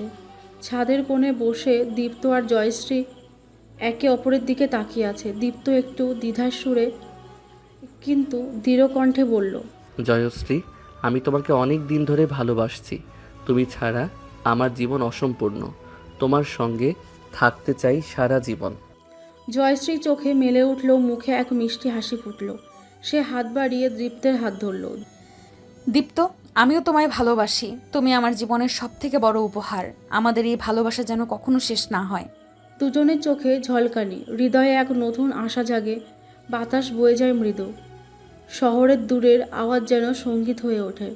দীপ্ত মৃদু হাসি দিয়ে বলল, চলো একসাথে এগিয়ে যাই ভালোবাসার পথে, যেখানে শুধু আমরা আর আমাদের স্বপ্ন। জয়শ্রী মাথা নেড়ে সম্মতি দিল। তাদের হাত একসাথে আরও শক্ত করে ধরে রাখল। একটা অদৃশ্য বন্ধনে আবদ্ধ হয়ে রাতের আকাশ তাদের ভালোবাসার সাক্ষী। তারারা সেগুলোকে আলিঙ্গন করে। এভাবেই শুরু হলো তাদের ভালোবাসার নতুন অধ্যায়, যেখানে শুধু ভালোবাসা আর বিশ্বাস থাকবে, আর সব বাধা বিপত্তি তাদের পিছু ছাড়বে না। সময় অনেকটাই কেটে গেছে। ঢাকা বিশ্ববিদ্যালয়ের এই ভর্তি হয়েছে দীপ্ত। এখন দীপ্তর বাসায় জয়শ্রী প্রায়ই আসে। একসাথে পড়া, হাসাহাসি, সন্ধ্যার ছাদে দুজনে নিঃশব্দে বসে থাকা। এইসব দেখেই বুঝে গেছে তার মা বাবা। দীপ্তর মা চুপচাপ একদিন রান্নাঘর থেকে জানালার ফাঁক দিয়ে তাকিয়ে দেখছিল। দুজন ছাদে বসে আছে। দীপ্ত একদম দীপ্ত একমনে তাকিয়ে আছে জয়শ্রীর দিকে, আর জয়শ্রী হালকা মাথা নিচু করে অদ্ভুত এক মায়াবী শান্তিতে ডুবে। মা বুঝে ফেলল এটা ভাই বোনের সম্পর্ক না, এটা আর নিষ্পাপ না বুঝে ফেলা টান না, এটা একদম জীবনের গভীর ভালোবাসা। পাশ থেকে দীপ্ত বাবা এসে বলল, তোর মা কিছু বললো না, কিন্তু চোখে বুঝে গেছি আমি সব। ভালোবাসা তো আর আটকে রাখা যায় না, তাদের চোখের ভাষা অনেক কিছু বলে। মামাও একদিন দূর থেকে দেখে বলেছিল মামিকে, জয়শ্রীর চোখে দীপ্তর নাম লেখা, ভেবেছিলাম সময় গেলে মুছে যাবে, কিন্তু এখন তো দেখছি সেই নামটাই তার পরিচয় হয়ে যাচ্ছে। সবার চোখে এখন আর অবাক বিস্ময় নেই, আছে মেনে নেওয়ার শুরুর প্রস্তুতি। শুধু তারা কিছু বলছে না, কারণ তারা জানে একদিন দীপ্ত আর জয়শ্রী নিজেরাই মুখ ফুটে বলবে সব। আর তখন সমাজের নিয়ম ভেঙে হলেও তাদের ভালোবাসা একটা নাম পাবে। শীতল এক বিকেল, আকাশে হালকা মেঘ, আলো কমে এসেছে। ছাদের কোণায় বসে আছে দীপ্ত আর জয়শ্রী, হাত ধরে নয়, চোখ ধরে, চোখে চোখ রেখে কথা বলে চলেছে তারা। না কোনো শব্দ নেই, তাদের মধ্যে শুধু নিঃশ্বাসের তাল আর হৃদয়ের স্পন্দন। দীপ্ত চুপচাপ বসে আছে, পাশে থাকা চার কাপটা ঠান্ডা হয়ে গেছে। জয়শ্রী হালকা হেসে তাকিয়ে তার দিকে, তার মুখে সেই পুরনো মায়া, যেটা দীপ্ত প্রথম দিন থেকেই চেনে। তাদের দিকে একটু দূর থেকে চুপি চুপি তাকিয়েছিল দীপ্তর মা, খোলা জানালার পাশে দাঁড়িয়ে, তার চোখে জল, কিন্তু মুখে কোনো কড়াকড়ি নেই, শুধু একটা মায়াবী বেদনা। তিনি বুঝেছেন এই সম্পর্ক আর আপু ভাইয়ের ঘরে আটকে নেই, এটা শুধু গভীর অনেক সত্যি। সন্ধ্যা নামার ঠিক আগে বাসার ঘরে একসাথে বসছে সবাই, মামা মামি দীপ্তর মা বাবা চুপচাপ। জয়শ্রী চুপ করে বসে আছে সোফার কোণে, আর দীপ্ত তার পাশে। তারা দুজনেই বুঝেছে কিছু একটা হচ্ছে। মামা মুখ খুললেন প্রথম। জয়শ্রী, দীপ্ত, তোমাদের মধ্যে কি এমন কিছু আছে যেটা জানার অধিকার আমাদেরও আছে? এক মুহূর্তের জন্য চারপাশ স্তব্ধ। জয়শ্রীর নিঃশ্বাস ভারী হয়ে এলো, দীপ্তর চোখে আতঙ্ক কিন্তু সাহসও। দীপ্ত মৃদু গলায় বলল, হ্যাঁ মামা, ভালোবাসি। আমি জয়শ্রীকে ভালোবাসি অনেক দিন ধরে। সে আমার বয়সে বড়, সম্পর্কেও আপু, কিন্তু আমার হৃদয়ে সে শুধুই আমার মানুষ। সবাই স্তব্ধ, কেউ কিছু বলে না। জয়শ্রী চোখ বন্ধ করে বসে থাকে কিছুক্ষণ, তারপর মুখ তুলে ধীরে বলে, আমি ওকে ভালোবাসি, আমার সকল ভয়, সকল দ্বিধার বিরুদ্ধে গিয়ে ভালোবেসেছি। আমি জানি এটা সহজ না, কিন্তু এটা মিথ্যে না। চুপচাপ বসে থাকা দীপ্তর মা এবার উঠে দাঁড়ালেন, ধীরে এসে জয়শ্রীর সামনে বসে হাত ধরলেন। তুই আমার ছেলের চোখে যে সম্মান, যে ভালোবাসা জয় করেছিস, তোর মতো মানুষ খুব কম আছে। ভয় পেয়েছি, তবে আজ বুঝি ভালোবাসা ভয় পায় না। একটু পাশে দাঁড়ানো মামি চোখ মুছলেন, মামা ধীরে হাসলেন। আর তখনও এক অদ্ভুত শান্তি এসে নামলো ঘরে। যে ভালোবাসা এতদিন আড়ালে ছিল, সেই ভালোবাসা আজ শব্দ পেয়ে গেল, নাম পেয়ে গেল। ভোরের আলো ফোটার আগে ঘরের মধ্যে থমথমে নীরবতা। চায়ের কাপ ধরে বসে আছেন দীপ্তর বাবা, মামি, মামা, দীপ্তর মা, সবাই উপস্থিত। বিছানার চাদর, সোফার কুশন, এমনকি বাতাসটাও টান টান উত্তেজনায় ধরা। একজন আত্মীয়ই আগের দিনই এসে ফিসফিস করে বলে গেছে, আপনাদের ছেলের খবর তো সারা পাড়া জানে। আপু ভাইয়ের এমন সম্পর্ক, লোকে কি বলবে ভেবেছেন? সেই ফিসফিস যেন বোমার মতো বাজছে সবার মনে। মামা গলা কাকারি দিয়ে বললেন, সমস্ত চিরকাল বিচারক। ভালোবাসা তার পছন্দ হলে তবেই সে শুদ্ধ হয়, না হলে পাপ বলে দাগ দেয়। দীপ্তর মা চোখ নিচু করে বললেন, আমি জানি এটা সহজ না। জয়শ্রী তো আমার মেয়ের মতো ছিল, কিন্তু আমি দেখেছি এই ছেলেটা বাঁচে ওর নিঃশ্বাসে। এই সম্পর্ক বন্ধ করলে ওদের দুজনেই ভেঙে যাবে। আমি চোখ তুলে বললেন, সমাজ কি দীপ্তকে দেখলে জয়শ্রীর অসুস্থতার পাশে বসে থাকতো? যখন জয়শ্রী হাসপাতালে ওর মায়ের অস্ত্রোপচারের সময় চোখের জল নিয়ে প্রার্থনা করত, সমাজ কোথায় ছিল? কিছুক্ষণ স্তব্ধতা, তখনই দীপ্ত উঠে দাঁড়ালো, চোখে লালচে ভাব, কিন্তু কণ্ঠে এক অদম্য সাহস। সমাজ যদি ভালোবাসা বুঝতো তাহলে ও আমাকে ভালোবাসতে ভয় পেত না। আমি জানি ও আমার আপন, কিন্তু মনের আপন, শরীরের নয়। আপনারা চাইলে আমাকে ত্যাগ করুন, কিন্তু আমি ওকে ছেড়ে যাব না। ও আমার জীবন। আমরা ভুল করলে সময় বিচার করুক, কিন্তু আজ আমি নত হব না শুধুমাত্র লোকের ভয় দেখিয়ে। ঘরের মধ্যে নিস্তব্ধতা ছড়িয়ে পড়ে। জয়শ্রী কাঁদতে কাঁদতে বলে, ভালোবাসা কি এমন ভুল যে তা সমাজের কাছে হাত জোর করে অনুমতি চাইতে হয়? তখন দীপ্তর বাবা ধীরে উঠে দাঁড়ান, চোখের জলের রেখা কিন্তু গলার কঠিন বলিষ্ঠতা। সমাজ যদি প্রশ্ন তোলে আমরা উত্তর হব, ভালোবাসার পক্ষে দাঁড়ানোই যদি অন্যায় হয় তবে আমরা গর্ব করে অন্যায় করব। সবাই নীরব, কিন্তু মাথা ঝুঁকে গেছে দীপ্তর সাহসের কাছে। ঘরের ভেতরে আলো জ্বলছে, ভোর ফোটার আগেই পরিবার বসেছে গোল হয়ে। আর আজ দীপ্ত আর জয়শ্রীর ভবিষ্যৎ ঠিক হবে। দীপ্তর মা চোখে গভীর শান্তি নিয়ে চা এনে দিলেন। জয়শ্রী কিছুটা ভয়ে কিছুটা বিস্ময়ে বসে আছে। আজকের দিনটা তার জীবনের ঠিক বদলে দেবে। আজকের দিনটা তার জীবনকে ঠিক বদলে দেবে। মামা ধীরে বলে উঠলেন, জয়শ্রী, তোর চোখে দীপ্তর জন্য যে সত্যি ভালোবাসাটা দেখছি তা অস্বীকার করাটা অন্যায় হতো। তুই আমাদের মেয়ে, আর আমরা চাই তুই সেই মেয়েটাই থাকিস, তবে এবার নতুন পরিচয়ে। জয়শ্রী মাথা নিচু করে ফেলল, চোখের কোণে জল, ঠোঁট কাঁপছে। সে চাইলেও মুখে কিছু বলতে পারছে না। দীপ্তর বাবা গলা পরিষ্কার করে বললেন, সমাজ অনেক কথা বলছেও, কিন্তু যাদের ভালোবাসা দেখে আমাদের মুখে কথা আসে না তাদের নিয়ে বাইরের লোকের কথা শুনবো না আমরা। তোমাদের বিয়ে আমরা দিতে চাই। এটা শুধু অনুমতি না, এটা আমাদের পক্ষ থেকে আশীর্বাদ। হঠাৎ ঘরের ভেতরটা নিস্তব্ধ হয়ে গেল। দীপ্ত চুপ করে জয়শ্রীর দিকে তাকিয়ে বলল, তুই রাজি? জয়শ্রী চোখ তুলে তাকালো, শরীর কাঁপছে কিন্তু কণ্ঠ স্পষ্ট।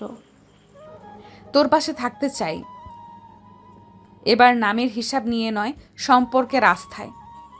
মায়েরা কাঁদছেন চুপচাপ, পিতারা হেসে তাকিয়ে থাকেন। এক সময়ের অসম্ভব আজ সত্য হয়ে উঠছে।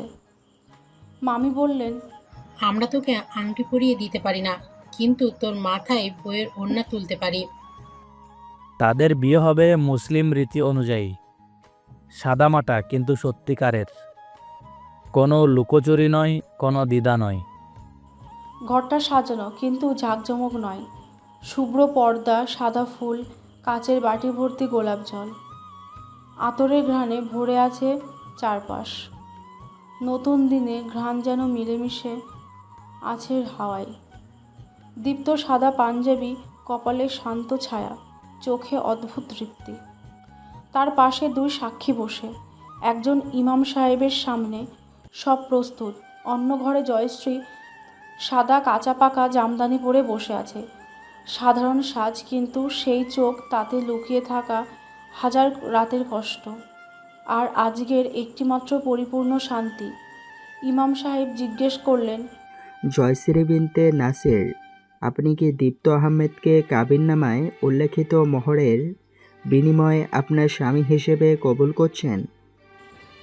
এক মুহূর্ত নীরবতা, তারপর ধীরে স্পষ্ট কণ্ঠে, চোখে অশ্রু আর মুখে হাসি নিয়ে, কবুল। একবার, দুইবার, তিনবার, প্রতিবারই যেন সময় থেমে যায়। দীপ্তের দিকেও একই প্রশ্ন। তার গলায় কাঁপন, কিন্তু শব্দে কোনো দ্বিধা নেই। কবুল। শব্দগুলো শুধু উচ্চারিত হয় না, তারা যেন জুড়ে দেয় দুইটি আত্মা, দুইটি জীবনের সব প্রতিজ্ঞা। ইমাম সাহেব বলেন, নিকাহ সম্পূর্ণ হয়েছে, আলহামদুলিল্লাহ। কেউ করজোরে দোয়া করে, কেউ করজোরে দোয়া করে, কেউ চোখ মুছে ফেলে, আর কেউ চুপ করে দাঁড়িয়ে ভাবে এই সম্পর্ক আগে ছিল অস্বাভাবিক, আজ একদম বৈধ, সম্মানিত, পবিত্র। এরপর জয়শ্রী আস্তে আস্তে ঘরে আসে। তার মাথায় এক টুকরো সাদা ওড়না, চোখে লাজ আর বিজয়ের রেখা। দীপ্ত তাকিয়ে থাকে, তার হৃদয় বলে, এই মুহূর্তটাই আমার জীবনের সেরা জয়। দুজনের সামনে রেখে দেওয়া কুরআন শরীফ, গোলাপ জল আর খেজুর। মা এসে জয়শ্রী কপালে চুমু খায়। মামি মুচকি হেসে বলে, আজ থেকে তুই আর মেয়ে না, তুই এই পরিবারের বউ। যে সম্পর্ক একসময় সমাজ মানতে চায়নি, আজ তার আল্লাহর নামে মঞ্জুর হয়েছে। ভালোবাসা জয়ী, কারণ সে পবিত্র। ঘরটা হালকা আলোয় ঝিমঝিম করছে। ছোট্ট এক নিকাহ অনুষ্ঠান পেরিয়ে সব আড়ম্বরের বাইরে আজ শুরু হতে চলেছে একটা নতুন জীবন। মাটির রঙের পর্দা টানা ঘরে জ্বলছে একটি মাত্র ল্যাম্প। তার হালকা হলুদ আলো ছড়িয়ে পড়েছে নরম বালিশের ওপর। দীপ্ত ধীরে পা ফেলছে, এক হাতেই দরজা ঠেলে ভেতরে ঢুকলো। ঘরে ঢুকে এক মুহূর্ত দাঁড়িয়ে রইল, হাতে হালকা ঘাম, চোখে টান, কিন্তু শান্ত। শরীরের চেয়ে বেশি কাঁপছে তার মন। চোখ পড়ল বিছানার এক কোণায় বসে থাকা জয়শ্রীর দিকে। সাদা জামদানি ওপর ওড়না টেনে মাথা ঢেকেছে সে। চোখ নিচু, মুখে চাপা লজ্জার ছায়া, কিন্তু সেই মুখেই জ্বলছে এক অদ্ভুত উজ্জ্বলতা, ভালোবাসার, আত্মসমর্পণের, আর নতুন একটা পথ চলার ভয় আর আগ্রহের। দীপ্ত ধীরে ধীরে এগিয়ে গেল, জুতো খুলে মেঝেতে নরম পা ফেলে বিছানার পাশে এসে বসে পড়ল। কিছুক্ষণ সে কিছু বলে না, শুধু নিঃশ্বাসের শব্দ আর ভেতর থেকে উঠে আসা আবেগের ঢেউ। একসময় দীপ্ত ধীরে বলে, জয়শ্রী, আজ আমরা একসাথে, সব বাধা পেরিয়ে তোর পাশে আছি আমি। ভয় পাচ্ছিস? জয়শ্রী মুখ তোলে না, কিন্তু মাথা নেড়ে হালকা না জানায়। তার চোখে জল টলটল করে, শরীরে প্রতিটা কোণে লজ্জা আর আত্মবিশ্বাসের অদ্ভুত খেলা। দীপ্ত হাত বাড়ায়, জয়শ্রীর কাঁধে আলতোভাবে রাখে না, কোনো দখল নেই, শুধু একটি আমি তো আছি স্পর্শ। জয়শ্রী এবার মুখ তোলে, চোখে চোখ পড়তেই দুজনেই আটকে যায়। তারা যেন প্রথমবারের মতো একে অপরকে দেখছে। চোখের ভেতরে হারিয়ে যাওয়া পুরনো সব মুহূর্ত ভেসে ওঠে। রিকশার ঝগড়া, ছাদের নীরবতা, চিঠির শব্দ, চোখের জল, সব একসাথে ঘুরে ফিরে আসে। জয়শ্রী কাঁপা কণ্ঠে বলে, ভেবেছিলাম তুই আর ফিরবি না, তুই বাঁচবি না। দীপ্তর হাত ধরে কপালের পাশে এনে বলল, আমি ফিরেছি শুধু তোর জন্য। এক টুকরো নিশ্চিন্তা, এক টুকরো বিশ্বাস গেঁথে গেল দুই হৃদয়ের মাঝে। এরপর দুজন একসাথে বসে বসে একটুখানি বালিশে হেলান দিয়ে শুধু চুপ করে বসে থাকে। বাতাসের নরম ছোঁয়া মিশে যায় তাদের নিঃশ্বাসে। সেই রাতে কেউ জয় করতে আসে না কাউকে। এই রাত কোনো দাবি রাখে না। এই রাত শুধু ভালোবাসার নরম আত্মপ্রকাশ। এই রাতে ছিল না শরীরের দম্ভ, ছিল মনের আত্মসমর্পণ। ভালোবাসা আজ শব্দ ছাড়াই বলে দিল, আমি তোমার। ভোরের আলো আসতে চায়, কিন্তু শহরের বাতাস এখনও ঘুমন্ত। ঘরের পর্দার ফাঁক দিয়ে একটা হালকা নীলচে রং ঢুকে পড়ছে। চোখে লাগে না, কিন্তু বুকের ভেতরে আলো জ্বালায়। বিছানার একদিকে শান্ত স্থির দীপ্ত, অন্যদিকে জয়শ্রী। তারা কেউ ঘুমায় না, কিন্তু চোখ বন্ধ করে রেখেছে, কারণ এই মুহূর্তটা জেগে থেকেও স্বপ্নের মতো। জয়শ্রী অনুভব করছে বুকের ভেতরে এক অদ্ভুত শূন্যতা পূর্ণ হয়ে গেছে, যেন বছরের পর বছর ধরে যার জন্য অপেক্ষা ছিল সে অবশেষে পাশে এসে শুয়েছে। কোনো শব্দ ছাড়াই, কোনো প্রতিশ্রুতি ছাড়াই, কিন্তু সেই একটাই অনুভূতি, আমি নিরাপদ। তার ডান হাতটা পাশে পড়ে থাকা দীপ্তর হাত ছুঁয়ে আছে আলতোভাবে। শরীর ছুঁয়ে যায়নি হয়তো, কিন্তু স্পর্শ পৌঁছে গেছে আত্মায়। একটা নীরব বোঝাপড়া যা কেউ শেখায় না, শুধু গভীর ভালোবাসা আপনিই রচনা করে। দীপ্তর মনে অদ্ভুত এক প্রশান্তি। ভেতরের সব যুদ্ধ থেমে গেছে। নিঃশ্বাস নিচ্ছে ধীরে ধীরে।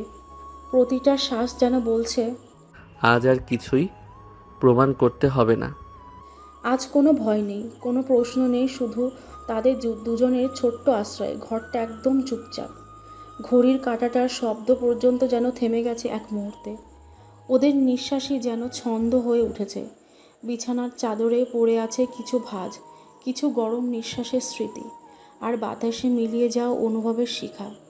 এই ঘরে ভালোবাসা রঙিন হয়নি, এই ঘরে ভালোবাসা উচ্চারিত হয়নি, তবু ঘরের প্রতিটা দেওয়ালে লেখা আছে, তুই আছিস, আমি আছি, আর কিছু চাই না। জয়শ্রী চোখ খুলে ছাদটা দেখে। সাদা রঙের মধ্যেও দেখে একটা রং যেটা নামেই লেখা যায় না। ওটা বিশ্বাসের রং, আত্মসমর্পণের রং, আর গভীর শান্তির। ওদের মধ্যে কোনো শেষ নেই, এখন শুধু শুরু। নতুন জীবন, নতুন সকাল, যেখানে আর সমাজের চোখ নেই, শুধু একে অপরের অভ্যন্তরীণ জগৎ, যেখানে চোখ বুজে বলা যায় এই ঘরটাই আমার ঠিকানা। ভোর এসে গেছে, আকাশের রং যেন ধীরে ধীরে ছায়া থেকে আলোয় ফিরছে। পাখির ডানার আওয়াজ জানালার ধারে হালকা কাঁপন তোলে, আর বাতাসে মিশে থাকে এক ধরনের গন্ধ, ঘুম থেকে জেগে ওঠা ঘরের গন্ধ। নতুন সম্পর্কের প্রথম সকালের। জয়শ্রী ধীরে চোখ মেলে। চোখে তখনও স্বপ্ন লেগে আছে, কিন্তু হৃদয়ে একদম জাগ্রত বাস্তবতা। তার পাশে কেউ শুয়ে আছে, যার সঙ্গে তার জীবনটা আজ বদলে গেছে। সে নড়তে চায় না, কারণ ছোট্ট একটু শব্দেই হয়তো ছেকে উঠবে এই নরম সকাল। তবু চোখ পড়ে দীপ্তর দিকে। সে এখনও ঘুমিয়ে আছে। শ্বাস প্রশ্বাসের তাল একদম গভীর, প্রশান্ত। মাথার পাশে ঝুলে থাকা চুলগুলো এলোমেলো, কিন্তু তাতেই যেন থাকে কোনো এক গোপন ভালোবাসার ব্যাখ্যা। জয়শ্রীর বুকের ভেতর চাপা শব্দ বাজে, একটা মৃদু ধকধক। ভালোবাসা না ভয়, নাকি শুধুই গভীর এক উপলব্ধি, তা বোঝা যায় না। তবে এটা বোঝা যায়, এমন একটা সকালে তার পাশে থাকার মানে শুধু বিয়ে নয়, এটা একটি পৃথিবীর প্রতিশ্রুতি। দীপ্ত একটু নড়ে উঠল, চোখ খুলল না, কিন্তু হাতটা একটু নড়ে এসে ছুঁয়ে গেল জয়শ্রীর হাতের আঙুল। জয়শ্রী সরে যায় না। এই স্পর্শে কোনো ক্লান্তি নেই, কোনো অধিকারও নেই, শুধু গভীর ভরসা। ঘরের কোণায় রাখা পানির বোতলে আলো চমকে দেয়। আয়নার সামনে রাখা একটা চিরুনি অল্প কাপে বাতাসে। সেই সব ছোট ছোট জিনিসের মাঝেই ছড়িয়ে থাকে একটা সংসার গঠনের প্রথম ধাপ। জয়শ্রী হঠাৎ অনুভব করে তার জীবনে বহু কিছু বদলেছে, কিন্তু সব থেকে অবাক ব্যাপার হলো, সে এখন আর একা না। তার পাশে কেউ আছে, যে হয়তো জীবন চালিয়ে নিয়ে যাবে ভুলসহ ক্লান্তি নিয়ে, কিন্তু একদিন ছেড়ে যাবে না। এই অনুভবটুকু একেবারে আসে না। এই অনুভব ভোরের মতো ধীরে ধীরে জাগে, গড়ে ওঠে, আর একসময় আলো ছড়ায়। সূর্য এখন পুরোপুরি উঠেছে। ঘরের জানালার পর্দা সরে গেছে একটু, আর আলো এসে পড়েছে বিছানার ওপরে, যেখানে এখনও গুটিসুটি হয়ে শুয়ে আছে দুইটি শরীর। তবে আর আগের মতো দূরত্ব নয়। জয়শ্রী একটু আগে উঠে গেছে। সে ধীরে বিছানা ছেড়ে উঠে দাঁড়িয়েছে, ওড়নাটা ঠিক করে ঘরের মেঝেতে নেমেছে। চুপচাপ, যেন শব্দ করলেই এই শান্ত ভোর ছিন্ন হয়ে যাবে। আয়নার সামনে দাঁড়িয়ে সে নিজের চোখে তাকালো। চোখের নিচে ক্লান্তি নেই, আছে আলতো জ্বালা। তবে সেটা কোনো অভিমান নয়, বরং ভালোবাসায় রাত জাগা এক জীবনের সাক্ষ্য। তার হাতে ধরা এক কাপ চা, ধোঁয়া উঠছে, সেই ধোঁয়ায় যেন মিশে আছে এক চিরচেনা ঘ্রাণ ভবিষ্যতের। চা নিয়ে সে ফিরে এসে দীপ্তর পাশে বসে। দীপ্ত তখনও আধঘুমের মধ্যে, তার কপালের পাশে এসে চুল গড়িয়ে পড়েছে। জয়শ্রী দেখে, কিন্তু কিছুই বলে না, শুধু বসে থাকে। কারণ আজ থেকে তার সারা জীবনের সকালগুলো এভাবেই শুরু হবে। বাইরে পাখির ডাক চলছে, কেউ ঘুম থেকে উঠেছে, কেউ রুটির ঘ্রাণে ব্যস্ত। এই এক টুকরো ঘরে তৈরি হচ্ছে এক নতুন সংসার। নতুন আলগা কথাবার্তা নেই, কোনো নতুন বউয়ের আধিক্যতা নেই, শুধু একটা গভীর নীরব ভালোবাসার নরম পথ চলা। দুপুর গড়িয়ে এসেছে, দীপ্ত উঠে পড়েছে। বিছানায় এখন আর সেই লাজুক শূন্যতা নেই, একটা গ্রহণযোগ্যতার প্রশ্বাস আছে, যেটা জন্মে একে অপরকে নিঃশর্তভাবে আপন করার মধ্য দিয়ে। জয়শ্রী রান্নাঘরে ঢুকেছে। সেই পুরনো বাসার চেনা হাঁড়ি পাতিল, কিন্তু আজ সেগুলো হাতে ধরতে তার আঙুল একটু কাঁপে। কারণ এবার সে মেয়ে নয়, সে এই সংসারের স্ত্রী। ভাত বসে, ডাল ফোটে, রান্নাঘরের জানালায় রোদ এসে পড়ে তার কপালের ওপর। চুলের নিচে ঘাম জমে, কিন্তু সেই ঘামে থাকে নিজের ভূমিকা শুরু করার এক ধরনের পরিতৃপ্তি। পাশের ঘরে দীপ্ত বইয়ের তাক সাজাচ্ছে। সে জানে দুদিন পর তার ক্লাস শুরু, নতুন রুটিন, নতুন চেনা শহরের ব্যস্ততা। কিন্তু আজ তার মন পড়াশোনার পেছনে নয়। সে বারবার তাকায় দরজার ফাঁক দিয়ে জয়শ্রীর দিকে। সেই চেনা মানুষটা, যার হাসি একদিন তাকে কষ্ট দিত, আজ সেই মানুষটাই তার জীবনের ঘরের ছাদ হয়ে উঠেছে। দুপুরে টেবিলে দুজন বসে খায়। তেমন কিছু রান্না হয়নি, ভাত, ডাল, এক পিস ডিম। তবু সেই খাবারে যেন অদ্ভুত তৃপ্তি, কারণ এটা তাদের প্রথম রান্না, প্রথম ভাগাভাগি, প্রথম সহবাস। কোনো কথা নেই, শুধু চোখে চোখ পড়ে মাঝে মধ্যে। কোনো হিসাব নেই কে বেশি ভালোবাসে, কে আগে হাসে, শুধু একটা বোঝাপড়া যেটা শব্দ ছাড়াই জন্ম নেয়, যেখানে দুই হৃদয় এক ছাদের নিচে একটু একটু করে গড়ে তোলে এক স্বপ্নময় বাস্তবতা। দুপুর শেষে তারা বারান্দায় আসে। রোদের ঘ্রাণে মিশে থাকে ধুলো, পুরনো শহরের গন্ধ আর নতুন জীবনের অভ্যর্থনা। দুজন পাশাপাশি দাঁড়িয়ে নিচের রাস্তা দেখা যায়। রিক্সা চলেছে, ছেলেমেয়েরা স্কুল ফেরত হাঁটছে, কেউ ছাদে কাপড় মেলছে, আর তাদের এই একচিলতে সংসার বারান্দায় দাঁড়িয়ে চুপ করে অনুভব করে জীবনটা এমন হোক প্রতিদিন। বিয়ের কিছুদিন কেটে গেছে, নতুন ঘরটাতে এখনও রঙের গন্ধ লেগে আছে। দেয়ালের সাদা রং, একপাশে ছোট একটা আলমারি, তাতে কিছু বই, কিছু প্যাকেট এবং দুইজন মানুষের কিছু ব্যক্তিগত জিনিস যা তারা এখনও পুরোপুরি খুলে রাখেনি। জয়শ্রী ঘর গোছাচ্ছে, হাতে তুলো কাপড়, একটা একটা করে জিনিস পরিষ্কার করছে। তার গায়ে হালকা রঙের সালোয়ার কামিজ, চুল পেছনে বাঁধা, চোখে ক্লান্তি থাকলেও মুখে একরকম স্থিরতা। সে প্রতিদিন সকালে উঠে সব কাজ নিজে হাতে করতে চায়। এই ঘরটা তার প্রথম। এটা শুধু বসবাসের জায়গা নয়, এটা তার ভালোবাসাকে ঘিরে গড়ে ওঠা এক নিজস্ব পৃথিবী। দীপ্ত তখন অফিস টাইম ক্লাস করছে, অনলাইনেও কিছু কাজ জোগাড় করছে। ওর মাথায় দায়িত্ব, চাকরি খুঁজে পাওয়া, সংসার চালানো, ভবিষ্যৎ গড়া। তারা দুজনেই জানে এই সংসার একদম সহজ হবে না, তবু দিনের শেষে ঘরে ফিরলে দীপ্তর জন্য এক কাপ চা অপেক্ষা করে, আর জয়শ্রীর জন্য দীপ্তর শান্ত চোখ। ছোট ছোট জিনিসের সংসার গড়ে ওঠে। একসাথে বাজারে যাওয়া, সবজির দামে তর্ক, চালের গুণ বুঝে প্যাকেট বেছে নেওয়া, মাঝরাতে ফ্রিজে রাখা বরফ খোঁজা। জয়শ্রী রান্নাঘরে নতুন কিছু শিখছে। প্রথমবার পোলাও করতে গিয়ে লবণ বেশি হয়ে গেল, খুব মন খারাপ করছিল তার, কিন্তু দীপ্ত হাসি মুখে খেয়ে বলেছিল, এটাই তো আসল সংসারের স্বাদ। তারা মাঝে মধ্যে ছাদে যায় সন্ধ্যাবেলা। দুজন মেঝেতে বসে চুপচাপ থাকে। তারা বুঝে গেছে সব কিছুই বলতে হয় না, কিছু অনুভব চোখ দিয়ে বোঝা যায়। দুপুরগুলো নিঃশব্দ, সন্ধ্যাগুলো রাতে একসাথে হাত ধুয়ে খাওয়া, বিছানায় একসাথে শুয়ে চোখ বন্ধ করে থাকা, আর মাঝরাতে জেগে উঠে দেখে সঙ্গী পাশে আছে। কিছুদিন পর আলমারিতে কাপড় গোছানো শেষ, দেয়ালে ছোট্ট একটা ছবি টাঙানো হয় একটা মসজিদের ক্যালেন্ডারের পাশে। সেখানে তারা দুজনেই বসে আছে একসাথে। প্রথম বিল আসে, বিদ্যুৎ, gas, mobile charge, mobile recharge, বাজার খরচ। দীপ্ত একদিন বলে, একদিন ঠিকই সব ঠিক হয়ে যাবে, তুই শুধু পাশে থাকিস। জয়শ্রী তখন শুধু মাথা নাড়ে। সে জানে এই সংসার শুধু ঘর নয়, এটা একে অপরের ভরসার জায়গা। সন্ধ্যার পর বাতাসে এক ধরনের শীতলতা নেমে এসেছে। ঘরের ভেতরে আলো জ্বলে আছে, মেঝে পরিচ্ছন্ন, জানালায় পাতলা পর্দা তুলছে ধীরে ধীরে। 2 কাপে চা রাখা টেবিলে, একটা ফ্যান চলেছে টুকটুক করে।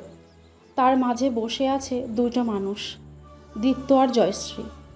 তাদের মাঝখানে আর কোনো জড়তা নেই, কোনো সন্দেহ নেই, কোনো চাওয়া পাওয়ার হিসেব নেই, শুধু একটা আত্মার মতো সম্পর্ক যেটা বড় হয়েছে প্রতিদিনের ছোট ছোট জিনিসে। একসাথে ভাত খাওয়া, কাঁচা মরিচ কম পড়লে খুঁজে বের করে আনাই, রাতে ঘুম ভেঙে পাশে হাত বাড়িয়ে দেওয়ায়। তারা এখন আর বলে না আমি তোকে ভালোবাসি, কারণ সেটা বলে বোঝানোর দরকার নেই।